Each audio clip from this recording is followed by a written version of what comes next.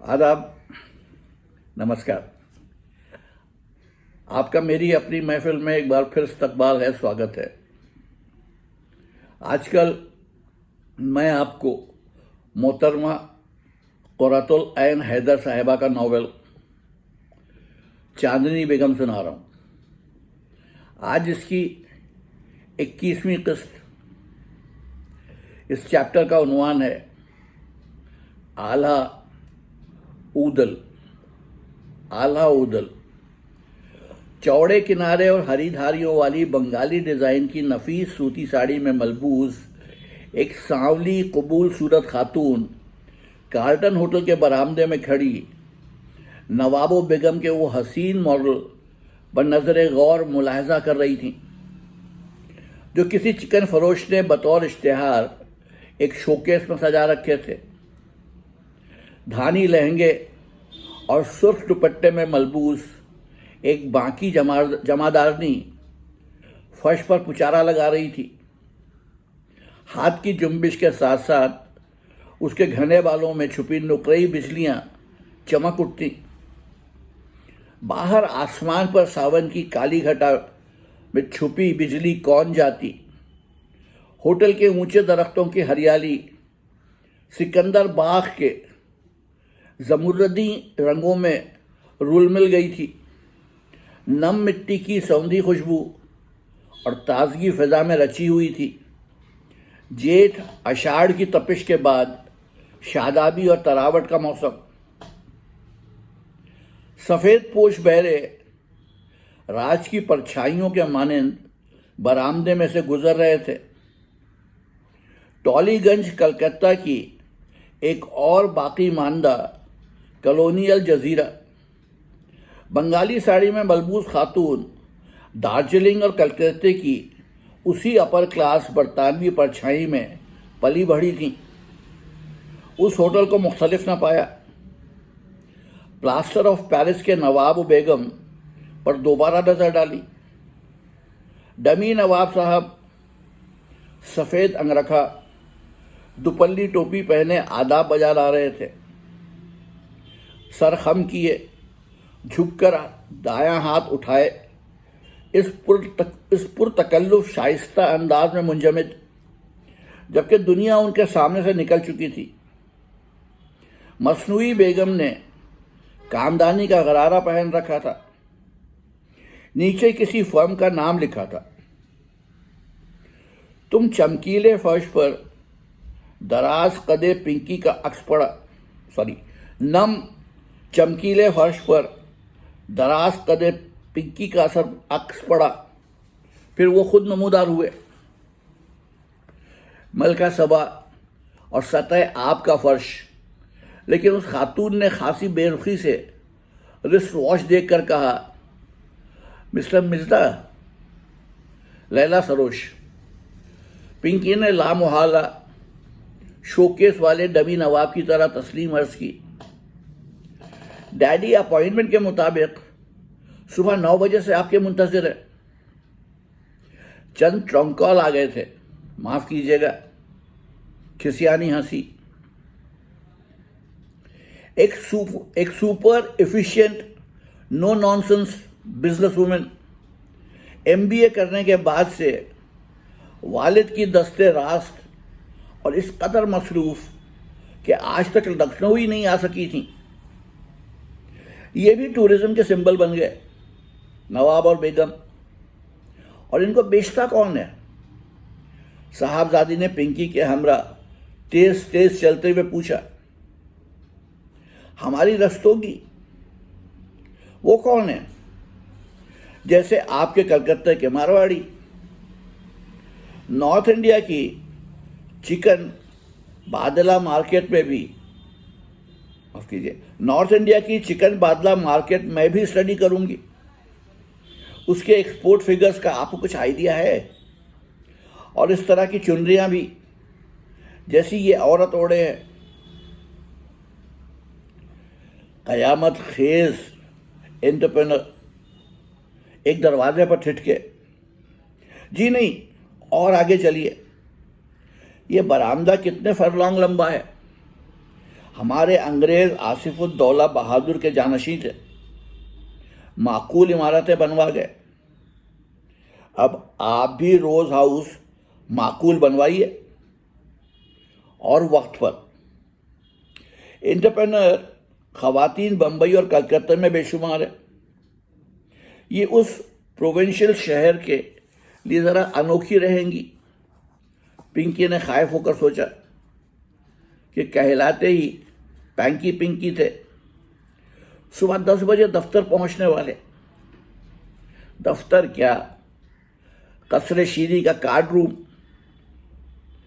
अहले शहर से इस नौ के मुताल्लुकात गोया वो एक बहुत बड़ी जॉइंट फैमिली था। 2 अहबाब थे, तो वो ज़्यादातर अपने वालिदैन के दोस्तों की औलाद गोया विरसे में हासिल की थी।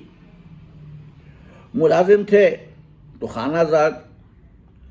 40 बरस कबल जो पंजाबी और सिंधी पाकिस्तान से बतौर रिफ्यूजी यहाँ आकर बसे थे, बातचीत में उन्होंने मुकामी रंग इख्तियार कर लिया था, लेकिन रहे हमेशा की तरह चाकू चौबंद, लिहाजा बिजनेस पर छा गए। फिर भी मज़े मज़े से गुजर रही थी। ये लैला सरोश तो हंटर वाली साबित होंगी। बरामदा नदी की तरह बहता ही चला जा रहा था। एक मोड़ पर वही जमादारनी पुचारा लगाती मिली। बड़ी अदा से पिंकी को सलाम किया। इतनी देर में अभी तक यहीं तक पहुंची है? ये स्वीपर्स क्लास 4 कर्मचारी कहिए। हर चीज स्लो मोशन। लेकिन तीसरे रोज पिंकी मियाँ ने, जो सुबह 9 बजे ही कसरे शीरी पहुंच गए थे, फुर्ती से अपनी बड़ी बहन शहला का नंबर मिलाया। अब भी वो कौन सा शेर है? गर तू बुरा ना माने तो सुकून है दिल की खातिर। फोन खट से बंद।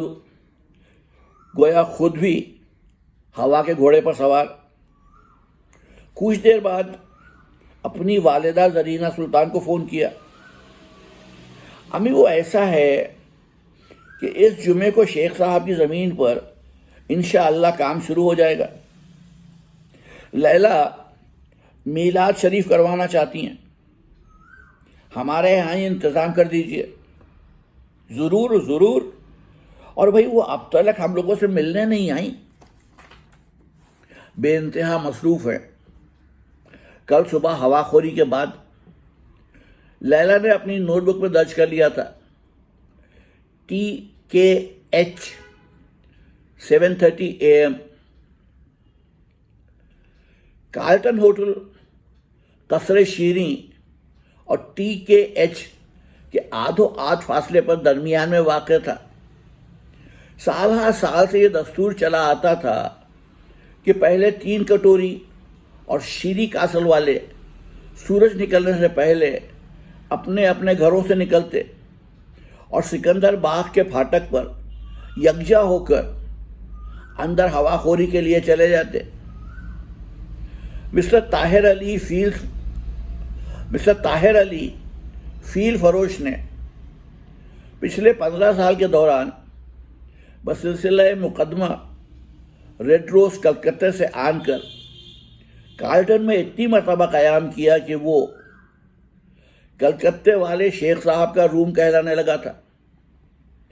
तब वो कभी कभार ही सिकंदर बाग में चहलकदमी करते थे। उन मफलूकुल हाल मीरासियों से केस जीतने के बाद उसी चमनिस्तान में टहलते हुए उन्होंने परवेज़ एंड फरहाद को कॉन्ट्रैक्ट दिया था। इस दफ़ा विकी और सलीमा, पिंकी और शहला शेख बाप बेटी को होटल के फाटक से हमरा लेते हुए सिकंदर बाग के गेट पर पहुंच जाते, जहां ढोंडी ख़ानदान मुंतज़र मिलता। फली, पिंकी और शेख बाप बेटी चहलकदमी के दौरान मौजूदा तामीरात के मुतालिक तबादला ख्यालात में लग जाते। विकी जा बजा ठिठक कर अपने दोस्त फूलों और पेड़ों को देखते जाते। ये कमल के तालाबों के सिम चल देते। शलवार कमीज, जॉगिंग सूट और कैनवस के जूते पहने फैशनेबल खवातीन और हजरात बाग की मुअत्तर सड़कों पर से जूक दर जूक गुजरते रहते। शनासा एक दूसरे को नमस्ते, गुड मॉर्निंग और आदाब अर्ज कहते जाते। तुलुए आफताब के साथ वो सब फाटकों पर खड़ी कारों और स्कूटरों पर बैठकर हवा हो जाते। बाग के मुतस्सिल इमाम बाड़ा शाह नजफ के सामने शाह नजफ रोड पर से टहलते ब्राउन साहब, मेम साहब और उनके कुत्ते अपनी कदीम कोठियों की तरफ लौटते नजर आते।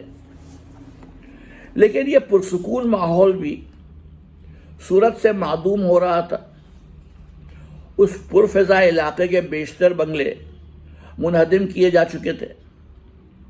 उनकी जगह अपार्टमेंट ब्लॉक और दफातर तामीर हो गए थे। अक्सर हवाखोरी के बाद मानिक भाई कलकत्ता वालों को अपने घर ले जाकर इंग्लिश ब्रेकफास्ट खिलाती। एक सुबह उन्होंने कहा, इधर देखो मिस्टर टायर भाई हाथी वाला, फल्ली भी तमाम पुराने बंगलों गिराने पर झुका हुआ है, पर हमने बोल दिया है शीरी कासल को हाथ ना लगाना। तुम इसका सेंटिमेंटल वैल्यू नहीं समझ सकता। ओ मम्मी, इस अली बाबा के गार में कब तक रह जाओगी? डिंकी तो उसकी हालत देखकर भौचक के रह गए। हमारे अखलाक के कुछ बोले नहीं। तुम्हारे कमरे हैं या बड़े इमाम बाड़े की भूल भलैया, बस इजाजत दे दो। देखो इस खटारा फिरंगी छत्ते की जगह क्या बढ़िया 15 मंजिला शीरी टावर बनाता हूं।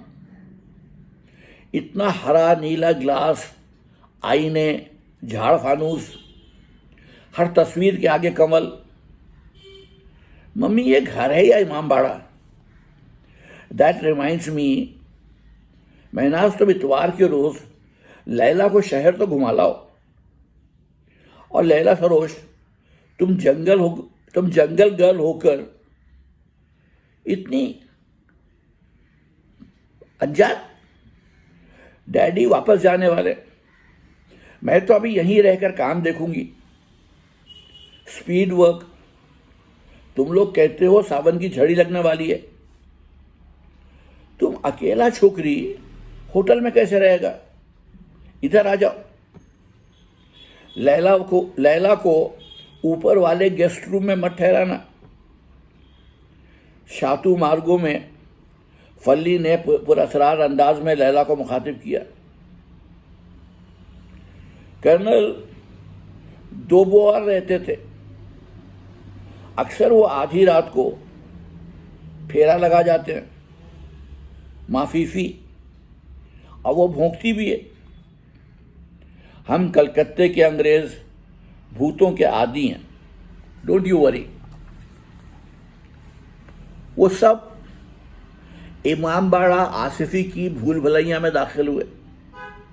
शहला और महनाज आगे आगे जा रही थी।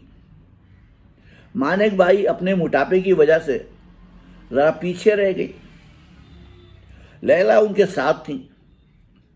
मानिक भाई कह रही थी, तुम्हारा डैडी इतनी बार लखनऊ आया और तुम फर्स्ट टाइम, ऐसा कैसे? पहले मैं अमेरिका चली गई पढ़ने, फिर काम में लग गई। तीनों छोटे भाई बिजनेस करना नहीं चाहते, हाई टेक्नोलॉजी में पड़ गए। तो डैडी का हाथ कौन बटाए? हमारे एक ही चचा हैं, वो ईस्ट पाकिस्तान में थे। चाटगाम, सिलहट में खेदा करवाते थे। सन 71 में वहां उनकी बीवी और लड़के मारे गए। लड़कियां अगवा हो गई। वो खुद जान बचाकर कलकत्ता आए। डैडी ने अपने साथ काम में लगाया, मगर बीवी बच्चों का सदमा इतना गहरा था कि उनके दिल ने जवाब दे दिया। अब वो मुस्तकिल बीमार रहते हैं, मैं उनकी जगह काम करती हूँ। शाबाश, ये एक बहादुर लड़की है। बट सुनो, अब तुम थोड़ा अपना स्पीड कम करो। हाथी पकड़ने के बजाय एक छोकरा पकड़ो। सुना क्या? जी, आपरो पिंकी, सुना क्या? जिंदगी ऐसे ही डार्क सुरंग है। तुम्हारे प्यारे बाप का कजिन कंबर अली इस भूल भलैया में गलत छोकरी से टकरा गया था। फिर देखो उसके साथ क्या हुआ। और सफिया सुल्तान उसने अपने आप को खुद ही भूल भलैया में डाल दिया। विकी का मामला बांचो, वो चांदनी का ट्रेजेडी, खुदा उन लोगों को माफ करे। हम तो उनसे इतना नाराज हुआ था कि बहुत दिन तक उनसे मिलना जुलना छोड़ दिया था। आदमी अपनी दौलत और पोजीशन के नशे में भूल जाता है। तुम्हारे चचा के साथ क्या हुआ? जब वो ठाठ से सिलहट में अपनी फैमिली के संग रहता था, क्या उसे पता था कि उसके साथ ऐसा भयानक ट्रेजेडी होने वाला है? तुम अभी ऊंची लहरों पर ऊपर जा रही हो, पर थोड़ा अपनी शान को अलग रख दो। ये टनल में जिधर रोशनी आवे उधर लपको। अब तुम कोई बाहर के मौसम की मुर्गी का बच्चा नहीं हो। जी, लैला अभी मानिक भाई ढोंडी से इतनी वाकिफ नहीं थी कि स्प्रिंग चिकन का तर्जुमा फौरन समझ लेती। मम्मी उस शहर की नंबर 1 मैच मेकर है। मम्मी इस शहर की नंबर 1 मैच मेकर हैं। हाँ महनाज, पिंकी, हाँ महनाज, तुमने क्या कहा? हाँ महनाज, एकदम ऑस्कर वाइल्ड वाला जवाब। शाबाश। बरसात निकली। पतझड़ की हवाओं के साथ परवेज एंड फरहाद के सीनियर पार्टनर ने बंगाल की उड़ान भरी। एक झिलमिलाती रात टॉलीगंज क्लब में चाय पीते हुए एक यपी ने दूसरे यपी को अपनी मैसूर प्रोजेक्ट से आगाह किया। दूर की सूझी। खातून एंटरप्रेन्योर मुस्कुराई। पीने से चाय बढ़ती है, आंखों की रोशनी। डमराव नजर आता है मुगल सराय से। मामू मियाँ के बड़े साहबजादे टोनी के मुतालिक हमें बहुत फिक्र है। आपकी तरह शायर मिजाज आदमी है। गिलो लाला चरिंद परिंद से ज्यादा शगफ रखते हैं। मंजली खाला वगैरह आई हुई थी, उनको हम लोग घुमाने ले गए। एक श्राइन पर संदल का पेड़ दिखाई पड़ा। अचानक ख्याल आया, चंदन की हवा टोनी मियाँ को खुश आएगी। एक कर्नाटकी पार्टनर दरकार था। खैर, एक अदद फैशनेबल टिम्बर एक्सपर्ट बॉन्ग भी चलेगी। बकौल फली, अल्लाह मियाँ मुसब्बबुल असबाब हैं। लैला सोच में पड़ गई। खिज़ां की जर्द रात किसी बाउल सन्यासी की तरह नगमा सरा सुरीली हवाएं दूर बनों से गुजर रही थीं। क्लब के बाहर जाफरानी पत्तों के अहराम, जेब तना किए ऊंचे दरख्त, दराज कद वारसी और दरवेशों की तरह इस्तादा थे।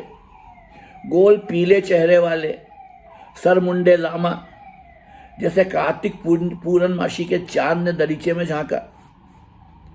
ओ या शो, 2-3 साल इधर जंगलों में एक बड़ा सीनियर लामा मिला। बंगाली अड्डे यानी तोलानी गप और पुरलुत्फ बहस मुबाहिसे की आदि और शायक लड़की ने विंडो व सीट पर आराम से बैठते हुए जवाब दिया।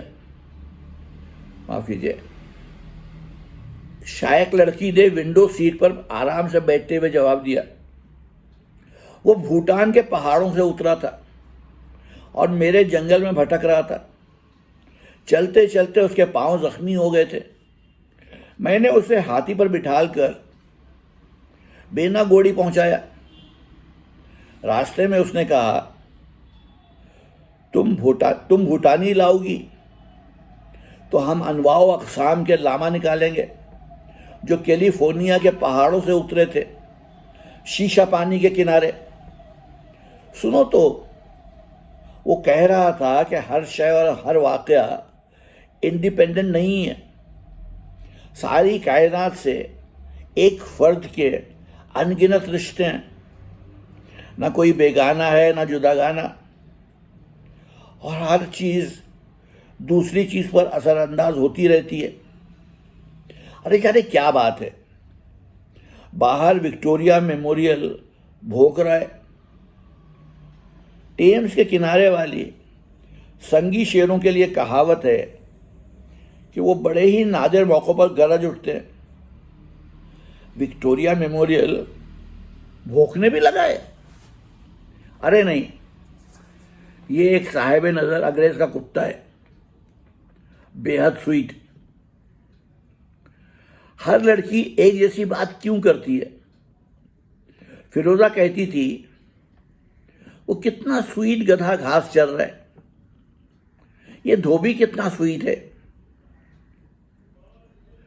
हेलो, तुम किस पैनिक में चले गए? आहा, वो कितना स्वीट लामा था और उसका फलसफा इस कदर क्यूट और original. Do shut up Pinky. वो दोनों दोबारा अपनी स्कीम के मुतालिक तबादला ख्यालात में मशगूल हो गए। संदल इंडस्ट्री में 30% सरमायादार और 70% मौरसी कारीगर मियाँ। संदल इंडस्ट्री में 30% सरमायादार और 70% मौरसी कारीगर मियाँ भाई है जो रवायती और मॉडर्न मसनूआत तैयार करता है। अगर हम शेख सरोज की पुरानी दोस्त लेडी घोष ब्रिज रूम की सिमत जाते हुए लाउंज से गुजरी, उन दोनों की कारोबारी गुफ्तगू कान में पड़ी। हमारे ज़माने में, उन्होंने अफसोस के साथ सोचा, नौजवान मंगेतर लोग इसी दरीचे में बैठकर मून लाइट एंड रोजेस की बात करते थे। रोमांस का तस्वर ही खत्म हो गया। शेख एंड मिर्जा लखनऊ पहुंचे। लैला ने हस्बे साबिक कसर शीरी में क़याम किया। एक खुशगवार और मुनव्वर सुबह अहाते रेड रोज के पीपल पर एक खरीचा आन बैठा और गोया अलहमदू की आवाज में बोला, मुंशी जी हो। खरीचा पहाड़ से उतर आवा, जाड़े आ गए। मिस्टर ताहिर अली की आराजी पर से गुलाब बाड़ी के बासियों को बेदखल करने के लिए बुलडोजर आ गए थे। एक तरफ पुलिस की छोलदारी पड़ी थी, शामियाना तानकर चंद कुर्सियां और मेजें लगा दी गई थी। स्टोव पर रखी चाय की केतली में से भाप उठ रही थी। परवेज एंड फरहाद के अहलकार राज मजदूरों को शीरीनी तकसीम कर चुके थे। पिंकी, फली और लैला मेज के गिर्द बैठे कागजात देख रहे थे। सफिया सुल्तान ने एक कतई ज़मीन की पैमाइश करवाने में सफिया सुल्तान एक कतई ज़मीन की पैमाइश करवाने में मशगूल थी, जिस पर वो अपना किंडरगार्टन बनाने वाली थी। रोज हाउस के ऑर्किड के लिए पिंकी ने लैला को मुखातिब किया। धड़ाधड़ बुकिंग जारी है। जरा ये सुनो, उन्होंने फहरिस्त निकाली। नंबर 1 परीखाना ब्यूटी पार्लर, मिस्टर महबूब सुलमानी, लंदन से हेयर ड्रेसिंग की ट्रेनिंग लेकर आए हैं। बंबई में अमिताभ बच्चन की जुल्फें संवार चुके हैं। उनका एक सैलून हजरतगंज में भी चल रहा है। हमारी अशोक नाउन के पोते हैं 10 अजरील डेमोक्रेसी लैला, 10 अजरियल डेमोक्रेसी लैला। इस सरमायादार माशरे के मुतालिक भी कुछ उम्मीद बनती है। Very true. नंबर 2 फटाफट लॉन्ड्री, मंजूर अहमद वल्द नत्था खान मरहूम, जो यहीं रेड रोज में काम करते थे। वो खुद जद्दा में तवील अरसा गुजार कर वापस आए। उनकी झटपट लॉन्ड्री शहर में चल रही है। नंबर 3 किंग फू चीनी रेस्टोरेंट, लाडले मिर्जा। नाम से तो ये कोई शहजादे मालूम होते हैं। फली ने कहा, हाँ, आगा मीर की देवड़ी पर रहते हैं। अपने बावर्ची को मैनेजर बनाएंगे। उन्होंने अभी पहली किस्त दाखिल नहीं की। 2-4 लाला भाइयों ने सुपरमार्केट, फास्ट फूड और वीडियो गेम्स यार, इस आर्केड को पालिका बाजार न बनाओ। छोटी खाला का स्कूल उसी के सामने पड़ेगा। बाजीचे अतफाल, विकी मियाँ की आवाज आई। मुस्कुराते हुए नमूदार हुए। पिंकी, फली, लैला फौरन कुर्सियों से उठे। वेलकम बड़े मामू। बजिया तुम लोगों का लंच भेज रही हैं। बच्चा पार्टी में शामिल होने के लिए हम भी। तीनों नौजवान उनकी आमद से मसरूर थे। सफिया वापस आई। तीनों के चेहरे उतर गए। तुम यहां बागीचे इत्फाल खोल रही हो? विकी मियाँ ने दरियाफ्त किया। कंबर मियाँ कहा करते थे, अपने बाग में एक मदरसा तामीर करेंगे, उनकी रूह खुश हो जाएगी। सफिया ने जवाब दिया, कंबर अली मरहूम नादार बच्चों के लिए मुफ्त तालीम चाहते थे। तुम्हारा स्कूल तो बहुत महंगा होगा। कितनी फीस रख रही हो? 500 रुपये माहाना फी बच्चा। इस इलाके में तो अब ज्यादातर पंजाबी, सिंधी, अमीर कबीर बिजनेसमैन ही आबाद हैं। सफिया ची बजबी होकर एक तरफ उटल गई।